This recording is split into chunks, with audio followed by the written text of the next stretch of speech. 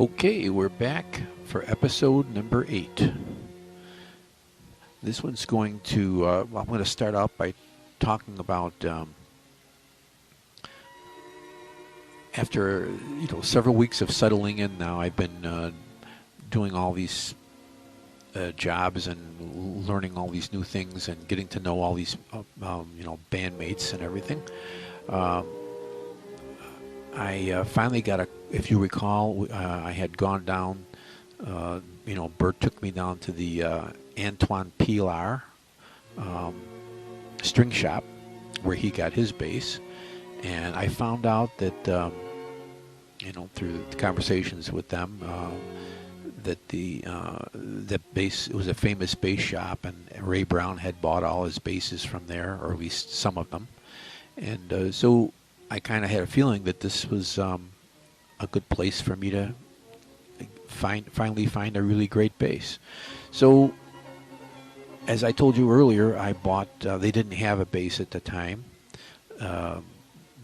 like that. But he told me that they get them quite often, so to just hang in there and they would give me a call when they find one. He knew what I was looking for. So he, in the meantime, they had another bass there that was very nice, but didn't have the growl and everything that I wanted. But I ended up buying that bass with the understanding that I would trade it in when my good bass would be ready. So that's what I did. And in the meantime, I also bought that bow that I told you about, the French bow, because at that time I played French bow. That's what I had studied with Mr. Mayer and with Frank Permerano before that. So that's all I knew was French bow. And I'll get into that a little bit more later in this episode when I finally meet the professor. So we had the bass and everything was going along fine. A couple weeks went by and I got a call. Of course, this is back way before cell phones and all that stuff, but I got a call right at the barracks in the office there, and they called me down, and it was the shop, and they said, come on down, we think we have the bass that you want here.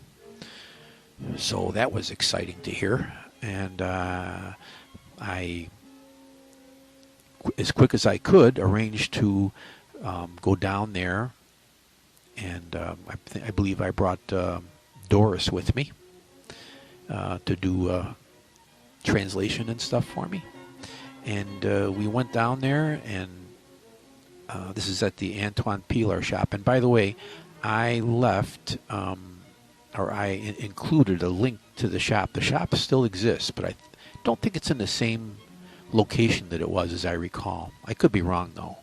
Anyway, there are pictures of the shop there. They still have They have a website, and there's pictures of the old shop and everything, and back in the old days. So it's pretty cool. Those links are on my website under more about Bud. You'll see them under my about my basses. So getting back to the story, I walked into the shop with Doris, and they told me, yes, we think we have the bass for you that you have been waiting for. It's a tremendous old bass made around the time of Beethoven's Sixth Symphony was written, and it was made in the Black Forest. And that's about all they knew about it. And they then proceeded to take me in the back in the workshop. And then I was expecting to see this beautiful bass back there, but instead we went to a workbench, and a couple of the grandsons carried out these 2 big plastic garbage bags and ceremoniously dumped the pieces of wood onto these workbenches, and he said, "There it is. This is the bass." Doris and I just stared at each other, and I said, "This is the bass?" And he said, "Yes." And I said, "Here's the deal. This is going to be a great bass." He said, "I know that." And I'm going to use it as a project for my grandsons to learn how to perfect their skills at reassembling basses and repairing, severely damaged basses. So it's going to take a while to put this back together, probably 7-8 months, maybe longer. So I'm going to give you a price on it now, and it'll be a great price. And when it's complete, you'll come down and you'll try it. And if you don't want it, not a problem. You can just say no, and we will find you another bass. But I'm pretty sure you'll want it. So that's how that conversation went. And it was kind of very exciting in a way, but also a little bit disappointing when I saw them come out of the garbage cans. I just didn't relate to it at all. I said, well, this is going to be very interesting. So we went back, and I made the deal with them and went back and basically waited. So I'll go on with the story now. So after a couple more months, I think it was maybe 6 or 8 weeks or so, I finally got the bug. I started thinking about, why am I not taking lessons in this phenomenal city that has all these orchestras and all these community orchestras and all this wonderful Philharmonic in it and everything. So I didn't know what to do, but I went down to the Berlin Conservatory of Music, which was just standing in front of the building was an inspiration. It was just a beautiful thing just to even be near the building. But I walked in to the building up these long stairs, and I stood there. There was a lot of, obviously, university students all around, and it was around lunchtime, I recall, too. And I just, once again, just looked around, and there was one tall young guy walking down the stairs, coming from the upper level, and I said to him, "Bitte schön, do you speak English?" And the kid says to me, "Yeah, I'm American." So I said, "Wow, okay, great." I said, "Well, I told him my story real quick. I said, I'm in the Army, and I'm here. I'm a bassist, and I want to take bass lessons." And he says, "Oh, I'm a bass student. I just finished my lesson with the teacher. He's upstairs." I said, "Why don't you come upstairs, and I'll introduce you, and I'm sure he can probably help you." I said, "Oh, wow, that's great." I said, "Okay, let's go." So we went upstairs, and the place was just overwhelming to even look at. But I walked into this room, and there was the professor. And so at this point, I didn't know who he was, had no idea, except that he was a very tall and had a deep voice and was very, not imposing, but very commanding. Let's put it that way, I guess. Kind of presence. And he, talked to me, and I explained my situation. I told him I told him the story. I was in the Army, and I had studied some prior to this, but I really wanted to continue my studies while I was in the Army. And he said,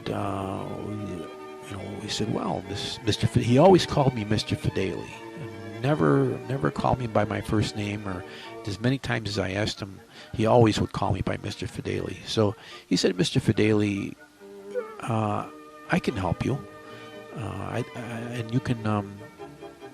Why don't you just plan on coming here Saturday morning at 9 o'clock, and we can start the work." So he, that was pretty much it. He met me and told me, and didn't tell me anything about himself or anything. In fact, I don't even remember if he told me his name or anything. But he just said, "Come here at 9 o'clock, and, bring whatever you need with you. And I said, well, I don't have a bass right now. And I did have the other bass, but I didn't bring it. He said, no, don't bring a bass. Oh, that's what it was. And he showed me in the back they had a big bass rack just full of basses. It was unbelievable, all these beautiful old basses. And he said, you just use one of these for lessons. You know, we'll pick one out on Saturday morning, and then you can use that whenever you come here. You don't want to have to be carrying the bass back and forth. I said, oh, great. So I said, well, thank you so much, and we'll see you Saturday morning.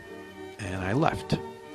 And then I proceeded to take the young man out to lunch. I took him to lunch, and we were talking, and he was telling me how great he was, the professor was, and he told me, you know, his name and everything. And I said, well, who is the professor? I mean, what? And he says, oh, that's Professor Rainier Zepperitz. He's the principal soloist of the Berlin Philharmonic. And I said, I pretty much fell out of my seat in the restaurant. Because several things. First of all, you don't get to study with someone like that unless you're really advanced. And even if you do get to study with them, it's very, very, very expensive. And I immediately started thinking about how on earth am I going to pay for a lesson with him, even one lesson, and let alone he's probably just going to laugh at me and throw me out because I don't have that much training that should be qualified to even be in the room with him. So I worried about that all week. I just worried about it, and I was fretful. So finally Saturday morning came around, and I showed up on time with my French bow. And first thing that happened was, you know, he took me over to the rack, and he said, just pick one of these basses. And I'm looking at all of them, and they were all just beautiful. And he said, well, you know, and he helped me pick one out that he thought would be good for me. So we took that one, and it really was beautiful. And we started. And I started, you know, probably a few minutes, like 9:15 or something like that. And we went, and it was very much different than any kind of lesson that I ever had before.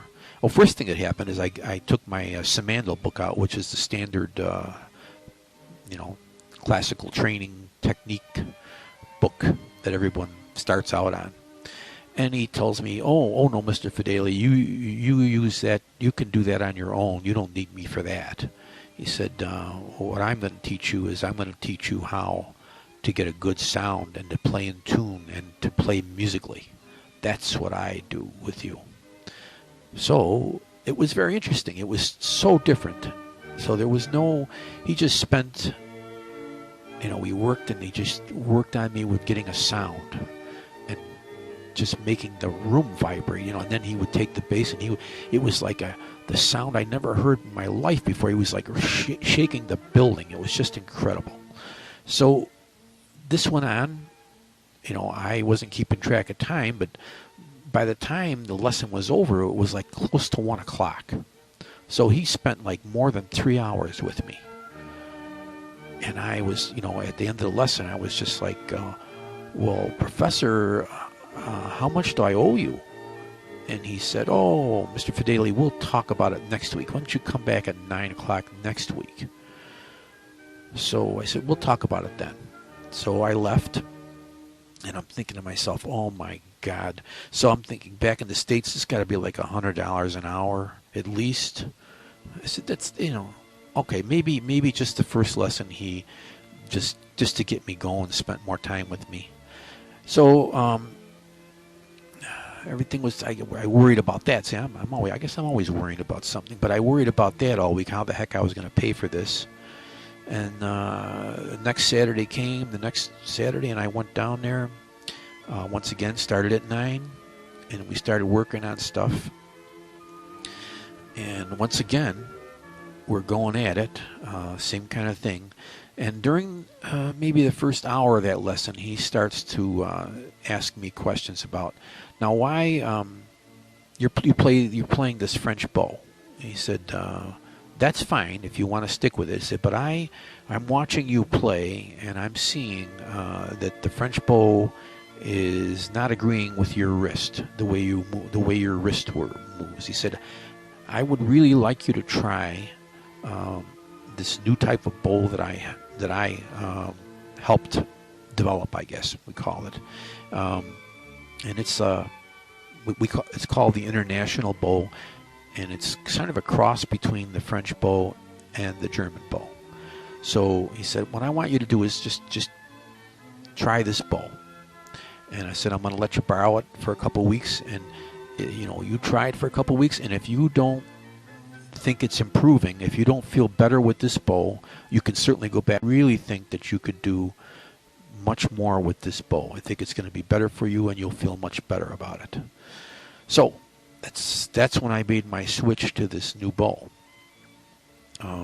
And he was absolutely right. It was right from the get-go. After a couple hours of playing on it, I already felt more comfortable. So that was a wonderful thing. So that went on. Once again. Now this time it wasn't. I think it was up until about noon or a little after noon that so it was still more than 2 hours, 2.5 hours, something like that. The lesson, and at the end of that lesson, I once again I said, Professor, how much do I owe you? And he said, well, Mr. Fideli, he said, I have a wonderful position here in the Philharmonic. I said, and I love what I do. I teach. My teaching. I love teaching. He said, I really don't. All I want from you is I want you to become a great bassist. I don't want any money from you. I just want you to be a great bassist. So that was it from him. It was incredible. So I studied with him for my remainder there, which was from this time probably a little more than probably a year and a couple of months when he was available, and he did travel somewhat because he was of course in the Philharmonic, so they did some traveling, but he also was in the Berlin Octet. He was the leader of the Berlin Octet, which, by the way, is playing in the background. That's what the background music is. And sometimes he wasn't there, so I didn't take lessons with him every week, but it was probably at least twice a month, maybe 3 times a month on average, I would say. And it was just a remarkable experience. Like I say, I to this day, and we found these. I also included on my website a link to his master classes. So his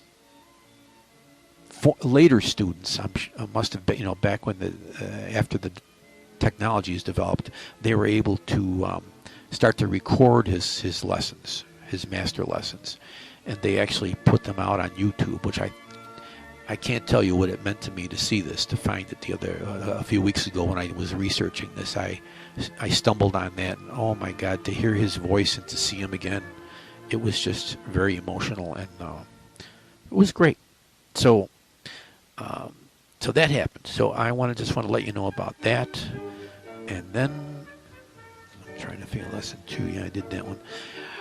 So now we got to the point where time was going by, and I probably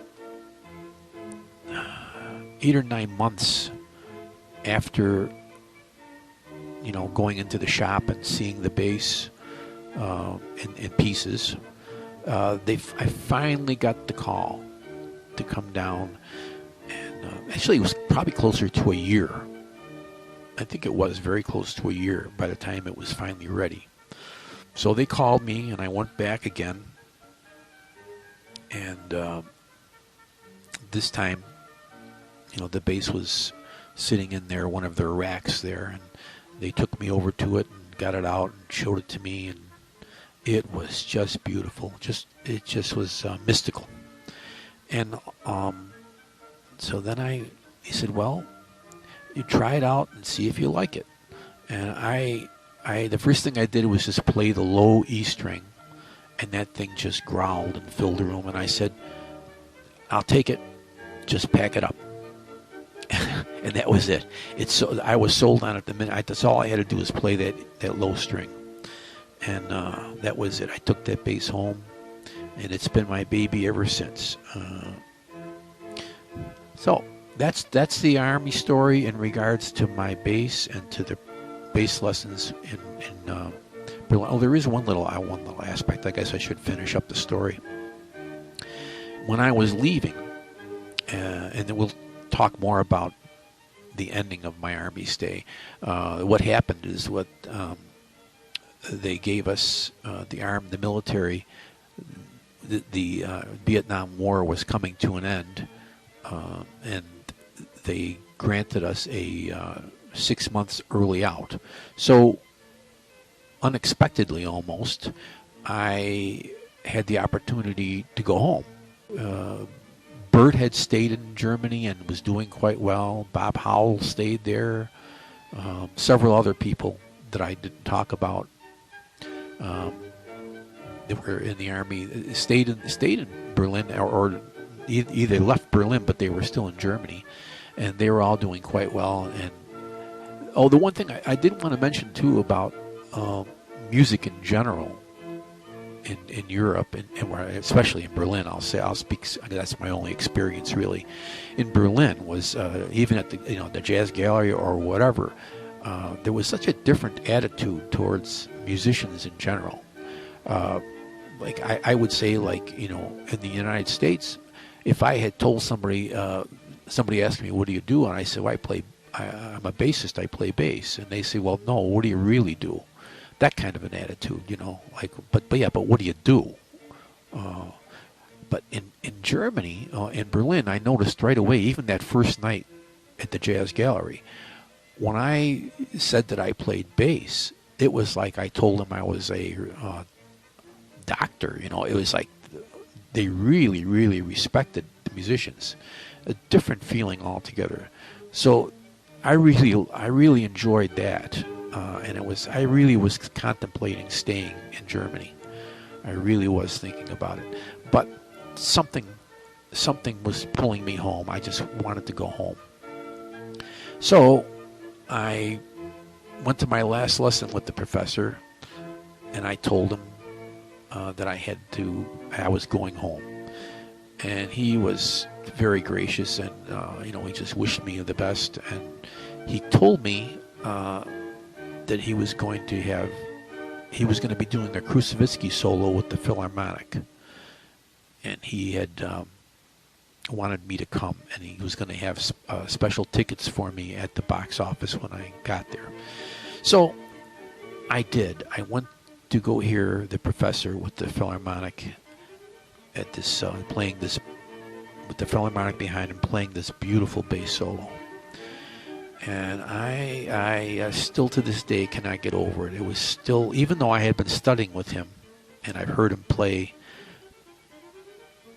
all along, and at the lessons, there was something about it, and playing this beautiful, incredibly difficult piece of music. It was like nothing I've ever experienced in my life. It just blew me away.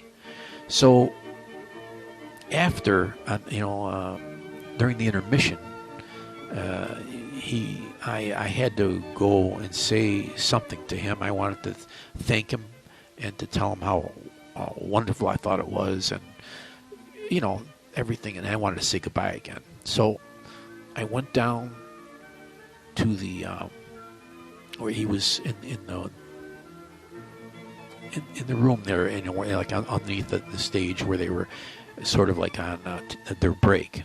And he was in the one side of the room, surrounded by the press, like being interviewed. So I went and stood off to the side, and when he saw me, I'm going to get emotional just talking about this, but he told the press to wait a minute, and he came over to me, shook my hand, and he said, "Mr. Fedeli, you could play like this."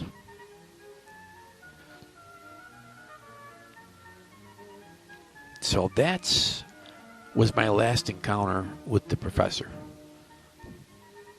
It was quite inspirational, I might tell you, and really was very meaningful in my pursuit of musical things. Just a little side note on that. Years later, I found out when I ended up back studying with Mr. Mayer that Mr. Mayer knew the professor, and he was really happy that I had studied with him, and he couldn't say enough about him. And I'll never forget one little story. At one point, when I had gotten back to Buffalo, I wanted to resume lessons there in Buffalo.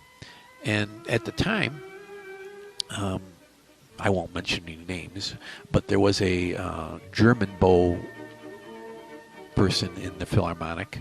And I thought, well, I probably may be better studying with him because German bow. Mr. Mayer played French bow, by the way. So I went to this bassist to study with, and I had my first lesson with him, and he immediately told me, "Oh, you play that other style of German bow. If you want to study with me, you've got to play the old type, the traditional German bow style, or you can't study with me." And I said, "Oh, really? Okay." And I left, and I was kind of upset by it. And first of all, I just thought it was kind of weird and kind of close-minded. But I respected what he said and thought about it some. And then I actually called Mr. Mayer, and I explained to him what he said. And he said, "Oh, Bud, you took lessons with Professor Rainier Zepperitz, the principal soloist of the Berlin Philharmonic." He said, "This guy here is in the section at the Buffalo Philharmonic. You really?" He said, "Come back and study with me." And he said, I have no problem with you playing the professor's style of German bow. Absolutely none. It makes no difference. Music is music, you know." He said, "You either do it or you don't. The type of bow you're using has little or nothing to do with this." So I said, "Oh, well, yeah, absolutely." So I started back up with Mr. Mayer again, and it was quite wonderful for those remaining times that I had with him. And I think that now I've pretty much finished up what I had to tell you about. Well, you know, speaking of another interesting point, now that we were talking about the bass and the lessons and everything, the other thing that happened is that near the end of my service, I guess we'll call it that way, at the last minute, because I was getting my early out, they rushed my promotion and they made me an E5. Thank goodness, and that's like a equivalent to a sergeant. And they did that, and that allowed me then to have free shipping of bigger things back home. So in other words, the bass. Had I not gotten that promotion, I would have had to had that bass shipped at my expense, which would have been quite costly, I'm sure, very costly. So that what they did is they actually shipped that bass for me via ship, the sea, which was incredible. They built this huge coffin case, like kind of a thing out of wood, and very, very, very sturdy kind of thing, and they actually shipped it, and it took months for it to, but by the time I was home, I had to wait like 6 or 7 months before it got there, and I was just every day sweating bullets waiting to see if that thing would get back in one piece. So that's just a little tail into that story, I guess. I just wanted to add that in there too. So I think that covers all the things about the lessons and about the physical bass, buying it at the Antoine Pilar's. Now, once again, years later, probably in that same time frame as when I was back studying with Mr. Mayer again, the Berlin Octet, led by the professor, came to play at Mary Seton Room at Kleinhans. I was playing something and I was not able to attend. So Gene and my father, Chick, attended the performance, and afterwards they got to meet the professor. And Jean tells me she spent about together they were 10-15 minutes talking and stuff. So that was very nice of him, and they had a nice conversation. So I missed that, but there was that connection at least. So I did get to say hello and goodbye again through them with him. Okay, now I will see you in a little while at Checkpoint Charlie in Berlin.